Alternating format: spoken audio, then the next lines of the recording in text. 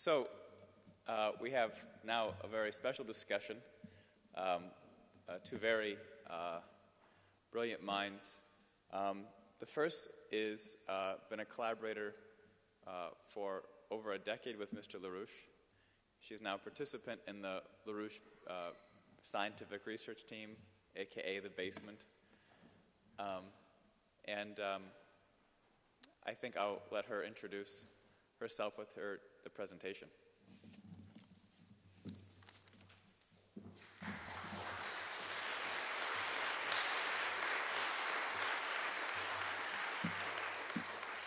Yes, we do work in a basement.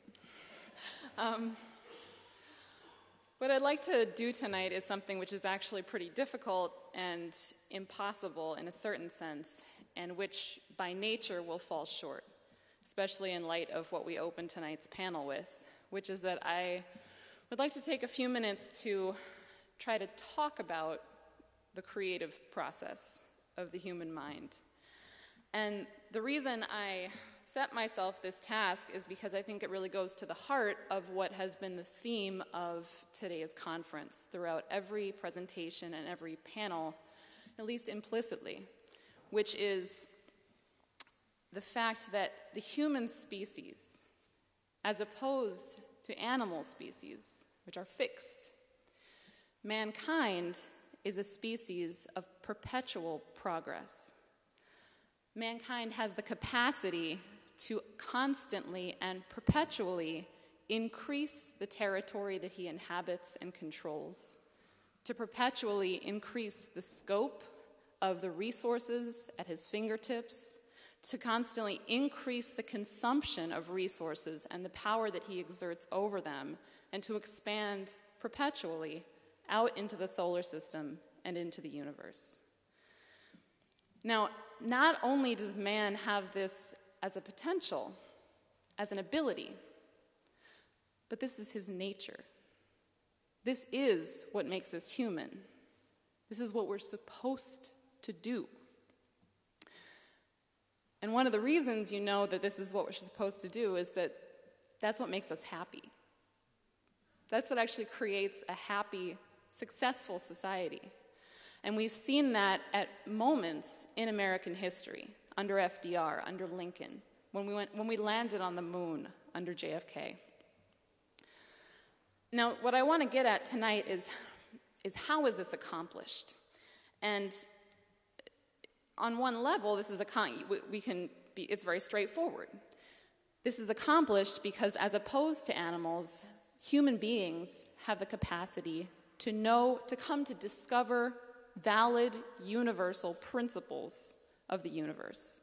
Principles which are governing the unfolding of processes around us on the planet, processes occurring in the solar system, out into the galaxy, and hopefully beyond.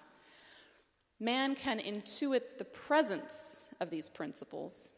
Man can come to know so precisely the nature of these principles that he can wield them in the form of new technologies that he creates, new forms of organization of his society, new forms of behavior of the species via new actions through economic systems.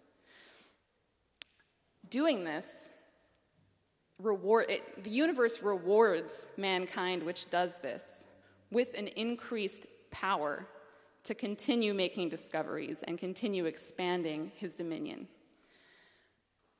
But what I want to zero in on is, how is it that the human being comes to detect and to know a principle?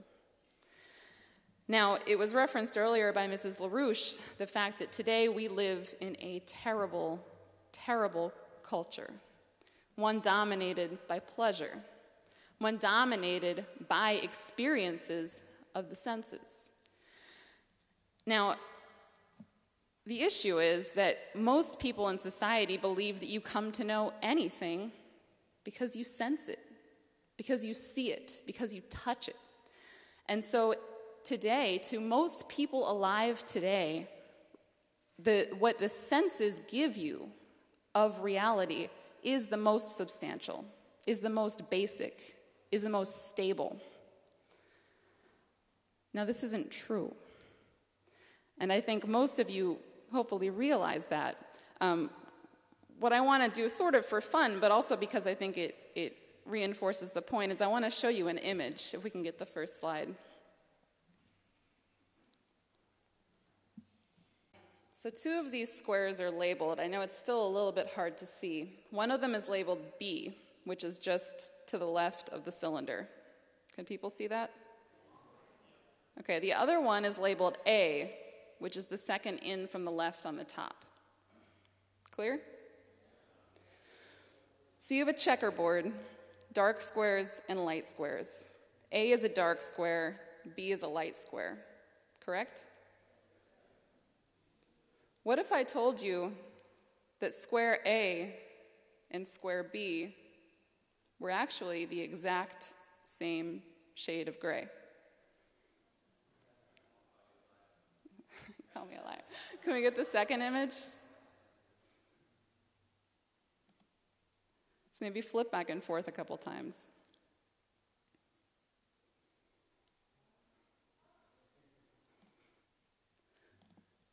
So you can see when I join them that there's actually no difference. But there clearly is a difference. Okay, we can turn the lights back on. So I wanted to use this not because it gives the final word on the fallacy of sense perception, but I think it's enough to provoke the point that there's nothing self-evident about what you perceive with the senses at all. Actually, what you perceive with the senses is probably the most unstable and the most unreliable thing about you.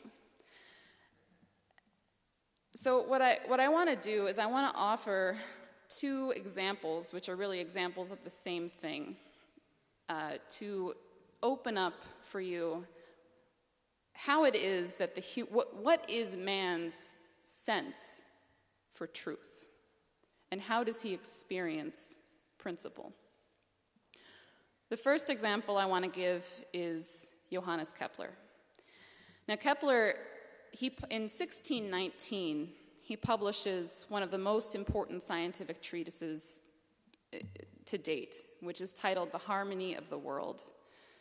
Now, just to put it in context, 1619 is right after the beginning of the 30 Years' War, which was the end of over 100 years of religious war that destroyed Europe, but yet out of which comes the Treaty of Westphalia.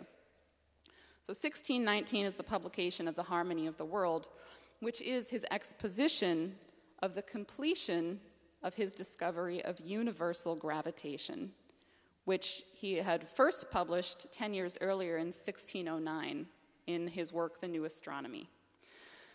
Now, the significant thing that I want to raise about what Kepler presents in The Harmony of the World is the way in which he comes to his discovery. So what's presented in this work is actually something completely astounding, which is that to an observer on the sun, or let's say this, to the sun, which, as Kepler proved 10 years earlier, was the physical mover of the planets in the solar system, exerting a physical power over the motion of the planets. To the sun, gazing out at the motion of the set of planets in the solar system, the fastest and the slowest motions of the set of planets orbiting around the sun assume motions which are in the same ratio to each other as strings, which would produce the major musical scale and the minor musical scale. So in other words, the motions of the planets perfectly fit the musical system that human beings had developed to express their ideas. There is a scale in the solar system. Almost. If you take the ratios of the motions of the planets, they're actually not exactly mathematically precisely the same as the ratios which give you the musical scale, the notes of the musical scale. Now, how does Kepler solve this? Well, the way he solves it is by taking his tables of observations. And rather than reworking the data or trying to come up with some new kind of theory, he actually takes the tables of data and he closes them. And he puts them to one side. So where does he go to seek reality? He goes to the imagination. He imagines that he is the creator of the solar system.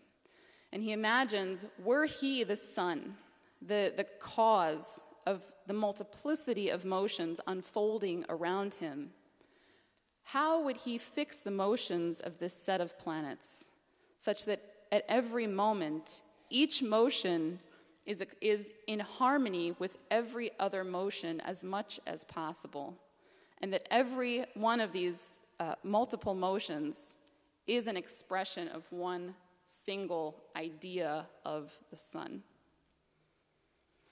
And so what he does is he takes the musical scale, assigns the notes of the musical scale to the different planets, and then he begins adjusting them to fulfill this criteria.